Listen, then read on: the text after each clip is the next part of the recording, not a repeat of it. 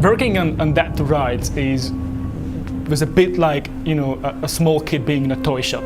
That you have all those shiny things around you and you just want every single one of them. And we have to be very cautious about what we do and how we put into the game because there are thousands of cool ideas. The seamlessly integrated combat system is something that players has never seen before. Just to give you one very simple example, in a third-person shooter game, you would like to position the character at the side at bottom of the screen so you can see where you're aiming.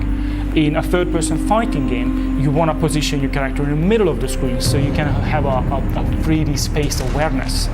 So we have both, therefore we have to find the camera setting where you can see the character but at the same time you can still aim. Dead to Rights Retribution is using our internal engine, BlitzTech. We're quite proud of this engine. It's a very, very strong platform for us. We applied a dynamic lighting to the whole game, which means that we do not have any baked-in shadows. That gives a very distinct and very unique look to the game.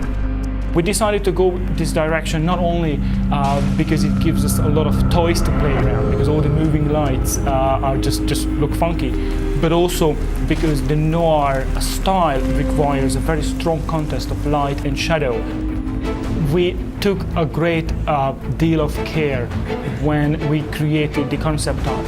A good pre-development, when you establish a very strong visual style, is absolutely essential for any title, but especially a game like Dead to Rights. So we were able to create those shots, vistas, descriptive concept art, which helped later on all of the 3D artists to create their actual immersive universe.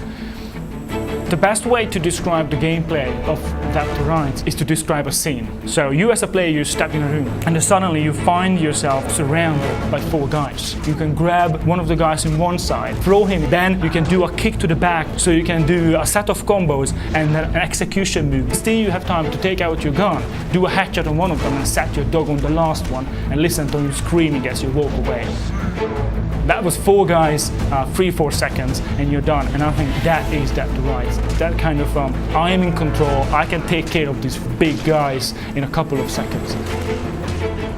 Shadow is an extremely important part of the game. Shadow adapts his behavior based on the environment and based on how you play as Jack.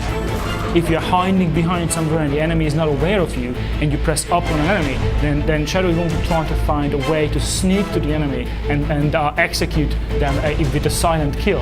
If you're doing the same D-pad up in the middle of a firefight, then obviously he knows that there is no hiding, he's just going to sprint ahead and try to take out the enemy as fast as he can. The Shadow's trademark takedown of the enemy, the infamous testicle. The other part of the game where you take direct control, these are the main Shadow playable sections, are all about stealth, all about sneaking around, taking enemies out silently. For example, there is a guard, I can bark to draw attention, they can, they check out the noise so I can take them out, drag the body somewhere so I can hide them so the other guard. In Dead to Rights there are just hundreds of good bits. Every single time you play, you're going to have a different experience. I personally, and we as a team at Volatile Games, we definitely learned that you can dream big. You can go for something which people wouldn't expect from you.